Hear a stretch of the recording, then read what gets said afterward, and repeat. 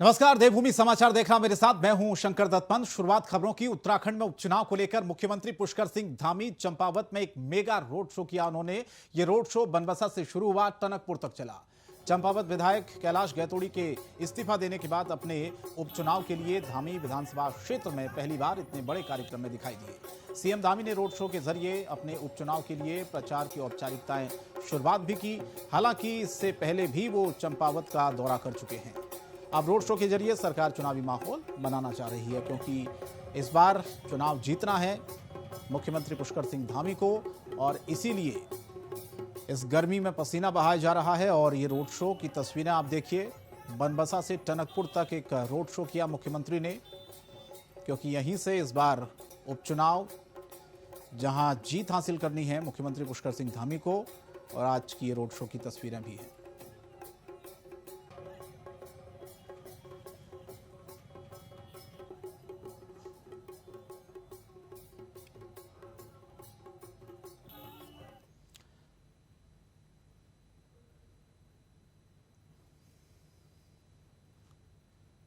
और देहरादून मेयर सुनील उनियाल गामा के साथ बीते रोज हुई अभद्रता मामले ने तूल पकड़ लिया है। विरोध में नगर निगम अधिकारियों ने हड़ताल की और सभी विभागों में ताले लगाए। साथ ही पार्षदों ने भी नगर आयुक्त कार्यालय के बाहर धरना दिया। आपको बताएं कि बीते रोज गूंज संस्था की अध्यक्ष सोनिया आनंद मेयर के साथ पार्क की एनओसी निरस्त किए जाने को लेकर बदतमीजी की, जिसके बाद से विभाग के पार्षद और कर्मचारियों में गुस्सा है। और ये सभी लोग सोनिया आनंद से मेयर से सार्वजनिक माफी मांगने की मांग कर रहे हैं। कर्मचारियों ने 24 घंटे का समय दिया है। सफाई व्यवस्था ठप किए जाने की चेतावनी दी है। कहा माफी मांगी जाए। मेयर सुनील उनियाल गामा से अभद्रता का ये पूरा मामला है और अब इसने तूल पकड़ लिया। इस पूरे मामले ने अब विरोध में कर्मचारी आ गए हैं, हड़ताल पर उतर आए हैं और सभी ने यह कहा है कि इस पूरे मामले पर माफी मांगे।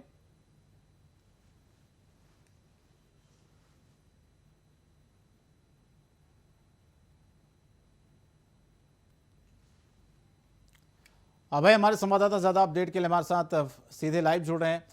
अभय, क्या ये पूरा मामला है और किस बात को लेकर ये पूरा विवाद शुरू हुआ? और अब दरअसल ये जो कर्मचारी हैं वो ये कह रहे हैं कि माफी मांगी जाए। कहां से विवाद शुरू हुआ?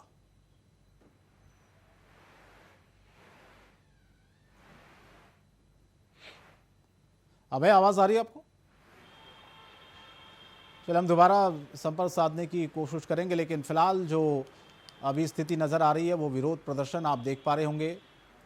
क्योंकि पूरी तरह से ये कर्मचारी जो हैं, पार्षद और कर्मचारी माफ़ी की मांग कर रहे हैं और लगातार जिस तरह से यह अभद्रता हुई है, आरोप लगा रहे हैं कर्मचारी, उन्होंने अब सफाई व्यवस्था भी ठप करने की चेतावनी दी है और आक्रोश ये बढ़ता हुआ जा रहा है। क्योंकि बीते रोज गूंज संस्था की जो अध्यक्ष सोनिया आनंद ने मेयर के साथ पार्क की एनओसी निरस्त किए जाने को लेकर बदतमीजी की, ये आरोप है। और इसके बाद ही ये हंगामा शुरू हुआ। विभाग के पार्षद और कर्मचारियों में गुस्सा हुआ और सभी लोग सोनिया आनंद से मेयर सार्वजनिक माफी मांगने की मांग कर रहे हैं और 24 घंटे का उन्होंने समय दिया है कि 24 घंटे में माफी मांगी जाए, नहीं तो सफाई जो व्यवस्था है उसको ठप कर दिया जाएगा। और इसीलिए अब ये पूरा जो मामला है वो अब बढ़ता हुआ जा रहा है। अभय हमारे संवाददाता एक बार फिर से हमारे साथ ऑनलाइन पर सीधे लाइव जुड़े। अभय, ये क्या विवाद है, थोड़ा विस्तार से बताइए। किस बात को लेकर जो गूंज संस्था की अध्यक्ष ने अभद्रता की ऐसा आरोप लगा है और अब कर्मचारी जो हैं वो विरोध कर रहे हैं, हड़ताल की भी चेतावनी दे रहे हैं। क्या था ये पूरा मामला?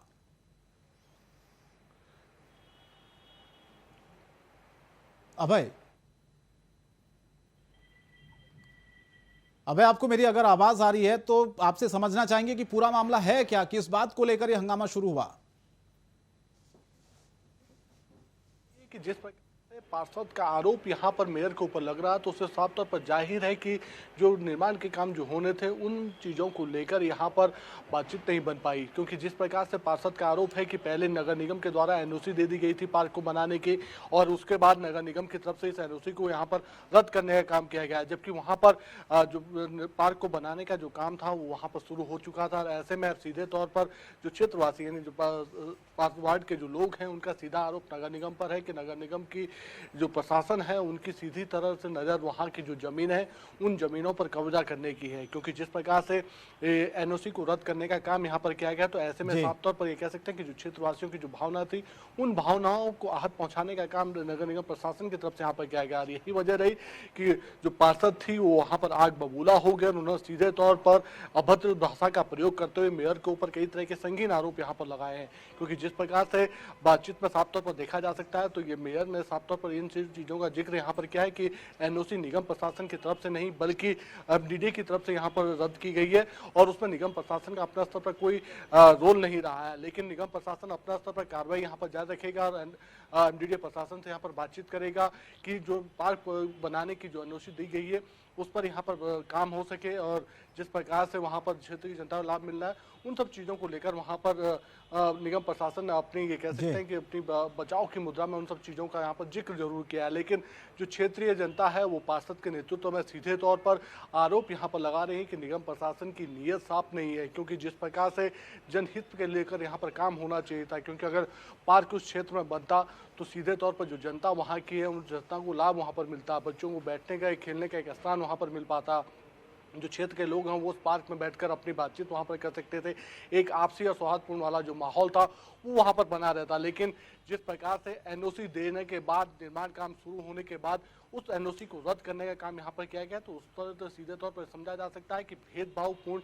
रवैया इस समय नगर निगम प्रशासन यहाँ पर अपना रहा है, जिसमें मेयर के द्वारा सीधे तौर पर इंगित करने का काम यहाँ पर किया गया है कि भाजपा पार्षदों के लिए जो बातें उनके द्वारा कही जाती है उन बातों का इम्प्लीमेंट हो पाता है, लेकिन जो कांग्रेस पार्षदों के जो आश्वासन दिए जाते हैं उनको रोकने का काम यहाँ पर किया जाता है। यानी जो भेदभाव वाला पूर्ण रवैया वो नगर निगम प्रशासन यहाँ पर अपना रहा है। यही वजह है कि इस समय निगम के जो पार्षद हैं वो काफ़ी यहाँ पर आक्रोशित नजर आ रहे हैं और साफ तौर पर मेयर की जो कार्यप्रणाली है उसको लेकर यहाँ पर सवाल निशान खड़े हो रहे हैं। जी ठीक है, अभय आप बने रहेगा, आगे भी आपसे कुछ और खबरों पर हम अपडेट लेंगे।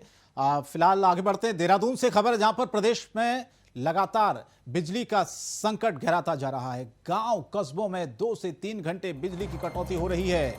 उद्योगों में 4 से 5 घंटे की बिजली कटौती हो रही है। यूपीसीएल रोजाना 13 से 16 करोड़ की बिजली खरीद रहा है, उसके बावजूद भी आप ये देखिए किस तरह से कटौती हो रही है। और प्रदेश में हर रोज 47.7 मिलियन यूनिट बिजली की डिमांड पहुंची है, बढ़ गई है बिजली की डिमांड।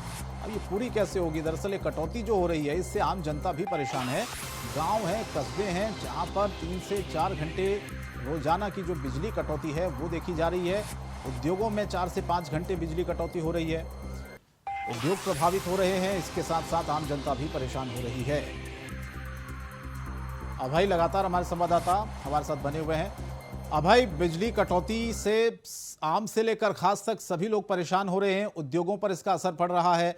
क्या वजह बताई जा रही कि इतनी ज्यादा कटौती 3 से 4 घंटे और 4 से 5 घंटे उद्योगों में बिजली नहीं आ रही है? आम जनता परेशान हो रही है क्योंकि गर्मी बहुत भीषण इस साल है और दूसरी तरफ बिजली जो खरीदी भी जा रही है वो भी कम पड़ रही है। जी बिल्कुल, सबसे बड़ी जो यूपीसीएल है उसके सामने जो सबसे बड़ी चुनौती है वो यही है कि उपभोक्ताओं को कैसे विद्युत आपूर्ति यहाँ पर पूरी की जा सके, क्योंकि लगातार डिमांड प्रदेश में बढ़ती नजर आ रही है। जो डिमांड ये कह सकते हैं कि पहले जो डिमांड 40 से 42 मिलियन की यूनिट की जो बिजली थी उसकी पूरे प्रदेश में जो खपत थी वो 40 से 42 मिलियन यूनिट बिजली की थी, लेकिन अब ये कह सकते हैं कि तापमान बढ़ने के साथ ये जो खपत है ये लगभग 48 मिलियन यूनिट की यहाँ पर पहुँच चुकी है। ऐसे में जो राज्य के पास जो अपने संसाधनों की जो बिजली है वो सिर्फ ये कह सकते हैं कि 25 से 30 मिलियन यूनिट बिजली राज्य के पास यहाँ पर वापिस है, और जो बाहर से खरीदने की जो जरूरत पड़ रही है वो 15 मिलियन यूनिट से ज़्यादा की बिजली खरीदने की भी बाहर से जरूरत पड़ रही है।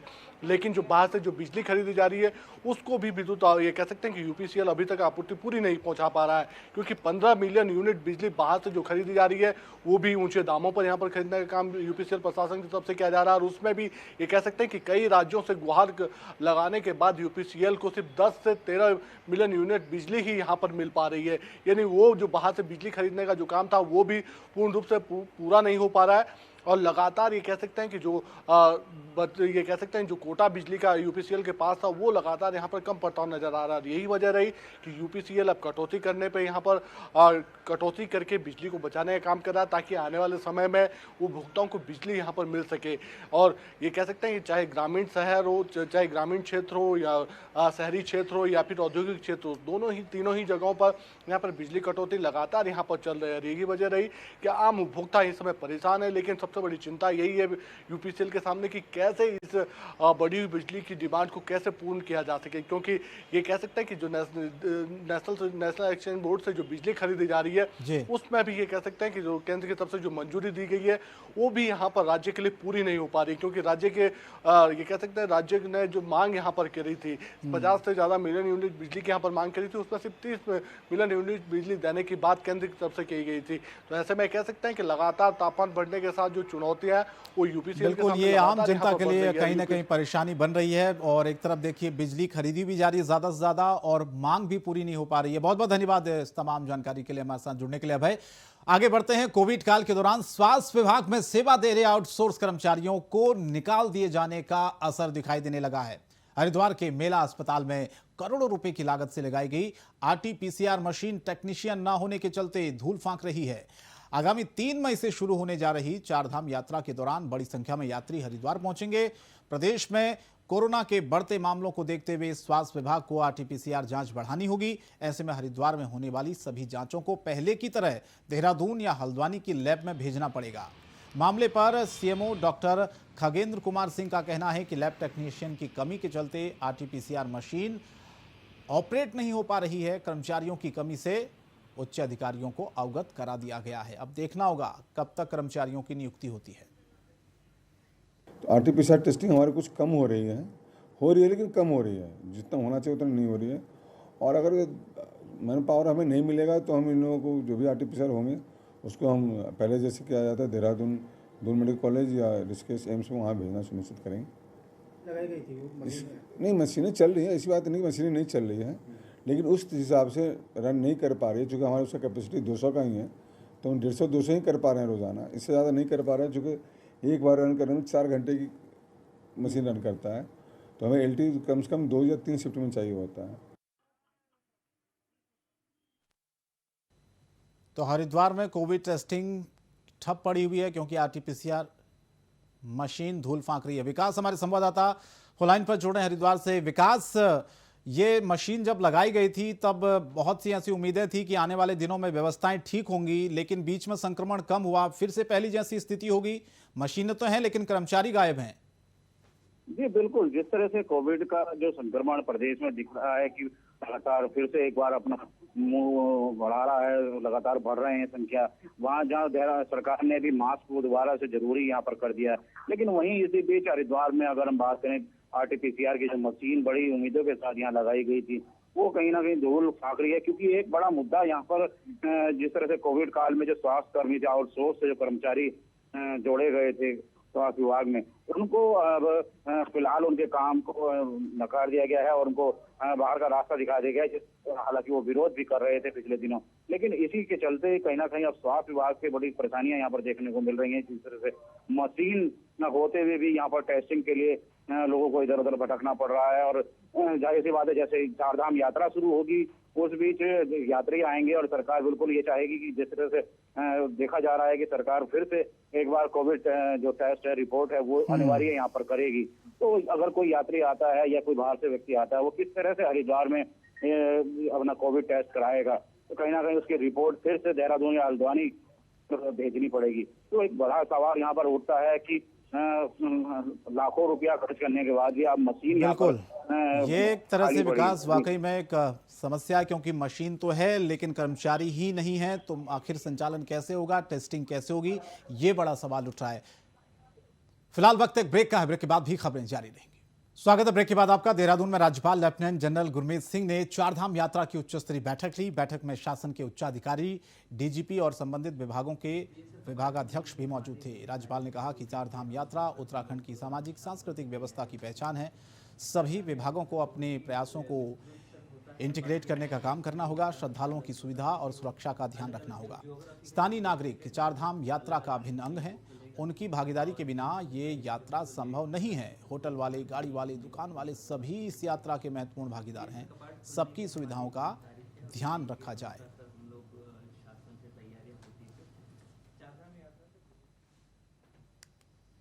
उत्तराखंड के चारधाम यात्रा आगामी 3 मई से शुरू होने जा रही है, जिसको लेकर प्रदेश भर में उत्साह है। चारधाम यात्रा को लेकर प्रदेश के राज्यपाल लेफ्टिनेंट जनरल गुरमीत सिंह ने यह कहा है कि उनकी सभी देशवासियों से अपील है कि सभी लोग यहां आए और उत्तराखंड में चारों धामों के साथ साथ यहां के सामूहिक टूरिज्म और मनमोहक पर्यटक स्थलों का भी लुत्फ उठाएं। साथ ही राज्यपाल ने कहा कि यहां पर एडवेंचर के शौकीन लोगों के लिए एडवेंचर टूरिज्म है और धार्मिक लोगों के लिए आस्था के धाम है और उनके रुकने के लिए उत्तराखंड में होम स्टे भी इंतजार कर रहे हैं।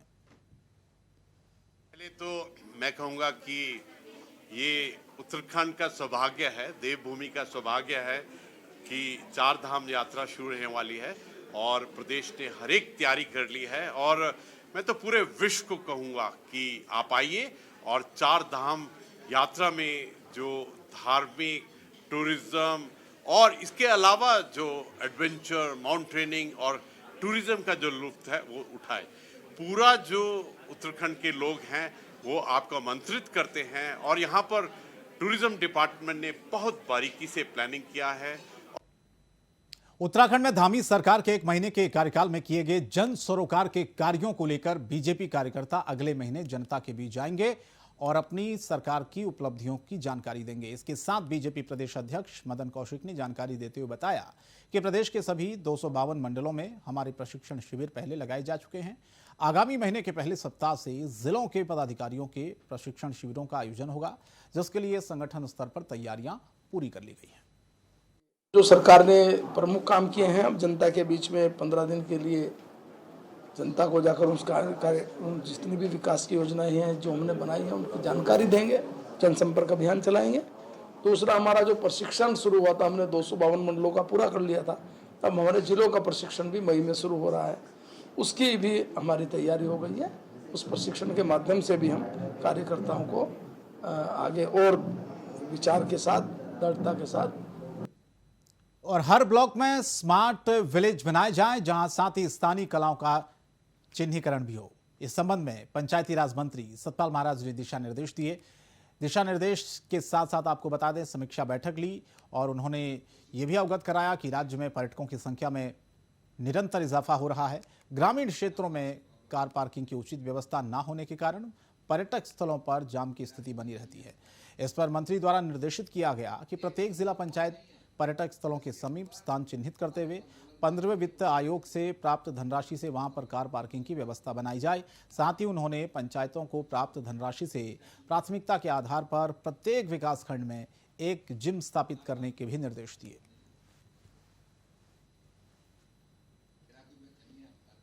हम पंचायती राज के अंदर जो है दीनदयाल मिनी सचिवालय का बनाने जा रहे हैं और इसके अंदर लोगों को जो प्रमाण पत्रों की जो दिक्कतें होती है वो यहाँ से प्राप्त हो जाएंगे। और ये मिनी सचिवालय जो है दीनदयाल जी के नाम से, ये हमारे पूरे आधारभूत ग्रामों को मजबूत करेगा। तो लोगों की जो समस्या है उसका निदान होगा और लोग अपनी समस्या को लेकर के यहाँ आ सकते हैं, जिससे इलेक्ट्रॉनिकली उनकी जो एप्लीकेशन है वो मंत्री को भेजी जा सकती है, जिससे कि उनका आना जाना जो है वो बच जाएगा और उसमें जो मंत्री के जो आदेश होते हैं वो उन तक पहुँच जाएंगे। तो बड़े महत्वपूर्ण हमने निर्णय लिए। और एक बड़ी खबर, उत्तराखंड में आपकी कार्यकारिणी भंग हुई है। नए सिरे से ये जो कार्यकारिणी है उसे तैयार किया जाएगा। तो आम आदमी पार्टी की जो कार्यकारिणी फिलहाल वो भंग हुई है। नए सिरे से इससे कार्यकारिणी को अब तैयार किया जाएगा, क्योंकि इस बार आपने देखा होगा पहली बार उत्तराखंड में आम आदमी पार्टी ने चुनाव लड़ा था और जिस तरह की उम्मीद उन्होंने लगाई थी, ऐसी उम्मीदों पर खरी नहीं उतरी पार्टी। जनता ने नकार दिया पूरी तरह से। लेकिन अब अवनीश प्रेमी स्टेट हेड हमारे ज़्यादा जानकारी के लिए हमारे साथ इस वक्त सीधे जुड़ रहे हैं देहरादून से। अवनीश, ये क्या और ज़्यादा जानकारी इस खबर के बारे में, क्योंकि आम आदमी पार्टी की जो कार्यकारिणी थी उसे अब भंग कर दिया गया है। नई कार्यकारिणी कब तक, इसका गठन?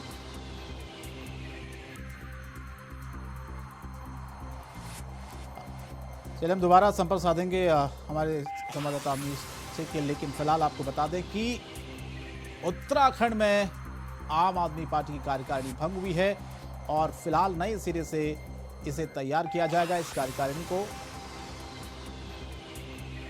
हालांकि कब तक इसे तैयार किया जाएगा, क्या इसका स्वरूप होगा, क्या प्रारूप होगा, ये जानकारी मिलेगी। लेकिन फिलहाल जो कार्यकारिणी है उसको भंग कर दिया गया है, नए सिरे से कार्यकारिणी तैयार की जाएगी।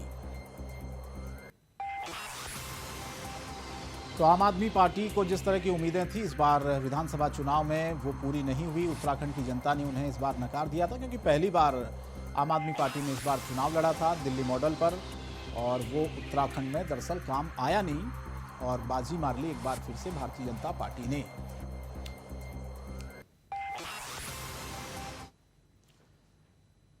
और बीजेपी के प्रदेश प्रवक्ता रविंद्र जुगरान ने कांग्रेस पर जुबानी हमला बोलते हुए कहा कि बीजेपी के सामने अपनी पंचायत चुनाव और लोकसभा चुनाव का बड़ा लक्ष्य है, इसीलिए जनता की उम्मीदों पर खरा उतरने के लिए सरकार काम कर रही है। बीजेपी प्रदेश प्रवक्ता ने कहा कि विकास तभी संभव हो सकता है जब विपक्ष भी मजबूत हो, लेकिन उत्तराखंड में जनता ने जिसे विपक्ष में रहने का बहुमत दिया, कांग्रेस पार्टी उसे सही तरीके से निभा नहीं पा रही है। चुनाव से पहले, चुनाव के दिन और चुनाव के बाद से अब तक विपक्ष आपस में ही गुटबाजी, अंतर्कलह और दबाव की राजनीति में लगा हुआ है, जो बिल्कुल सही नहीं है। हमको काम करके दिखाना है, धरातल पे वायदे जो किए हैं उनको निभाना है, पूरा करना है। त्रिस्तरीय निकाय चुनाव है, पार्लियामेंट चुनाव है, इसलिए जितनी हमसे जनता ने अपेक्षा उम्मीद करी है, हम उनको उतने उनके विश्वास पर खरा उतर सकें। तो जहाँ तक नाराज़गी कांग्रेस में चल रही है, ये बहुत दुखद है, उत्तराखंड के दृष्टिकोण से दुखद है। सदन के अंदर या सदन के बाहर तभी लोकतंत्र फलीभूत होता है, राज्य को, जनता को लाभ मिलता है, जब एक रचनात्मक, सकारात्मक और सशक्त विपक्ष हो, पर ऐसा कहीं दिखाई। और देवभूमि समाचार में इतना ही। इंडिया वॉइस पर खबरें जारी रहेंगी। नमस्कार।